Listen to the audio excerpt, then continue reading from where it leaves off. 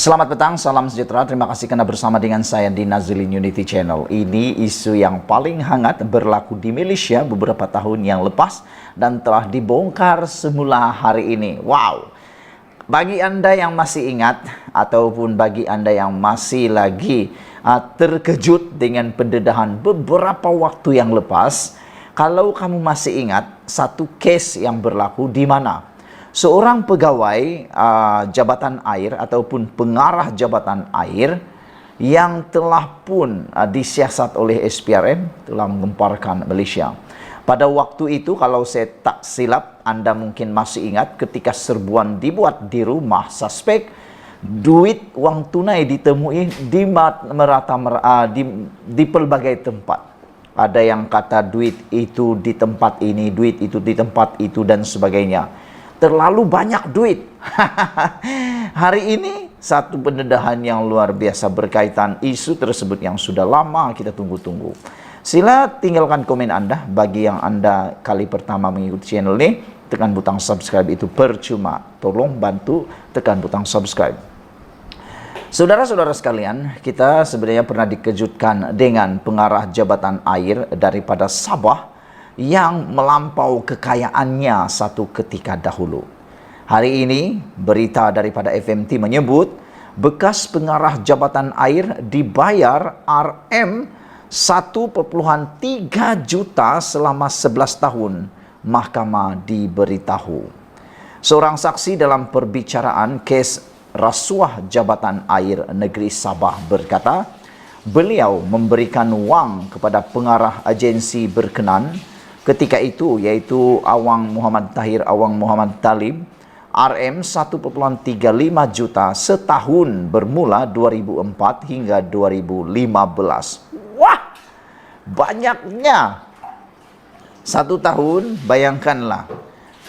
Saksi ini mengatakan bahwa setiap tahun beliau membayar bekas pengarah jabatan air negeri Sabah ini sebanyak 1,35 juta bermula 2004 hingga 2015 selama 11 tahun. Tiap-tiap tahun dapat RM 1,35 juta.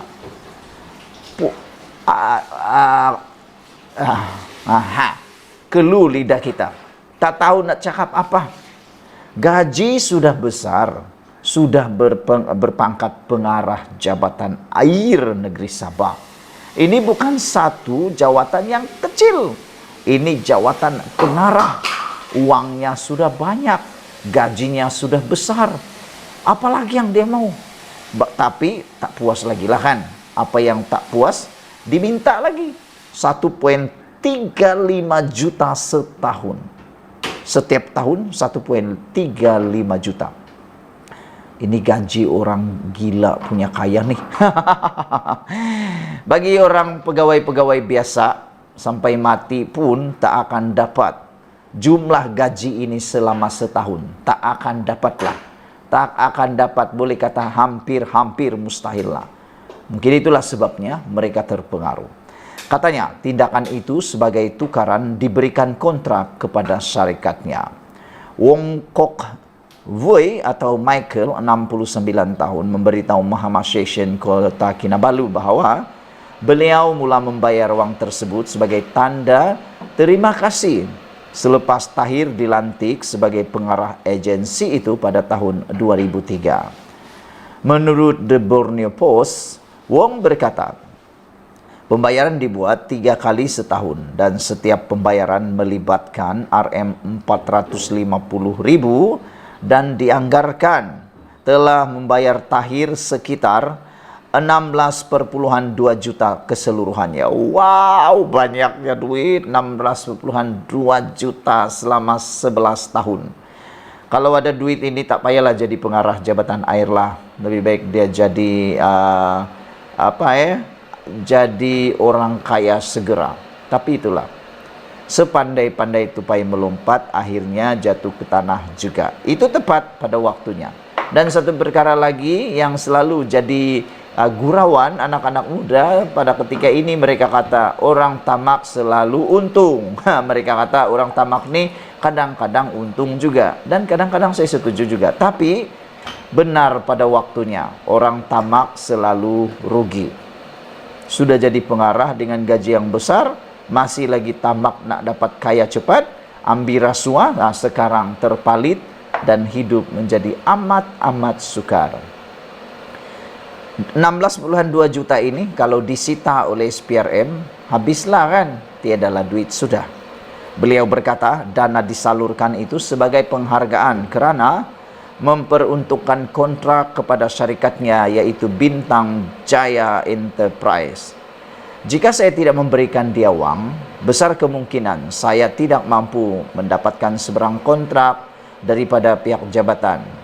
Selepas memaklumkan kepada dia sehari sebelum, kami kebiasaan akan bertemu berdekatan Resort Golf. Wow, di Resort Golf nih, saya akan masuk ke keretanya dan meletakkan wang dalam beg plastik di lantai keretanya. Banyaknya duit, Rm450.000 tunai dimasukkan dalam beg plastik dan masuk ke dalam kereta dan diletak di lantai kereta. 450.000 dalam satu plastik. Lepas itu diletak begitu saja, dibawa pulang. Nanti simpan di mana? Itu yang ada kata ketika serbuan dibuat, ada banyak duit, ada yang disimpan di tempat ini, di tempat itulah. Bila buka almari itu, jumpalah macam-macam lah yang terjumpa pada waktu itu. Itu memang betul-betul pada waktu itu ketika isu ini sangat panas di Sabah, orang-orang Sabah hampir semua terkejut. Dan malangnya sampai sekarang keadaan air di Sabah tidak lagi selesai-selesai. Masalah tetap sama.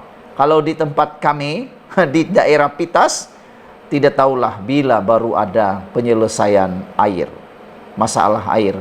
Sejak saya lahir sampai umur sekarang, air tak pernah selesai-selesai di daerah Pitas. Sungainya besar. Kalau cakap air tiada, banyak.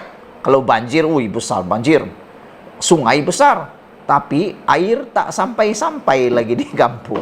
Kenapa? Tak tahulah. Hanya Tuhan yang tahu. Tapi adakah ini antara sebabnya? Anda mungkin boleh membantu saya untuk memberikan jawaban itu. Kata beliau lagi, atau saksi ini mendedahkan lagi. Jika kami ada ke lapangan, kami akan minum kopi di sana sekitar 20 menit seperti itu. Tetapi kami tidak pernah berbincang berhubung wang sumbangan. Hanya cakap-cakap kosong, kata beliau. Saya pikir saya sudah meraih lingkungan 12 juta ringgit keuntungan bersih daripada projek diberikan kepada saya, kata beliau lagi. Keuntungan bersih 12 juta, tapi yang diberi 16,2 juta. Makna kata keuntungan syarikat itu lebih kecil berbanding rasuah yang telah diberikan di himpun tersebut. Aduh. Tahir 58 tahun sedang dibicarakan bersama istrinya Fauziah Piut 55 tahun dan bekas timbalan pengarah Jabatan Air Negeri Lim Lam Beng 66 tahun. Pada 29 Disember 2016, ketiga-tiga mereka mengaku tidak bersalah terhadap 37 pertuduhan penggubahan wang melibatkan Rm61,57 juta. Aduh, banyaknya. Bekas timbalan pengarah jabatan Teo Chi Kong yang pada mulanya merupakan suspek utama dalam kes berkenan dibebaskan daripada 146 pertuduhan penggubahan wang melibatkan Rm32,93 juta pada Mac 2022. Sekian dulu untuk kali ini. Jangan lupa tinggalkan komen Anda. Sila tekan butang subscribe. Malaysia kita punya. Kita juga sama-sama cintai Malaysiaku. Bye-bye.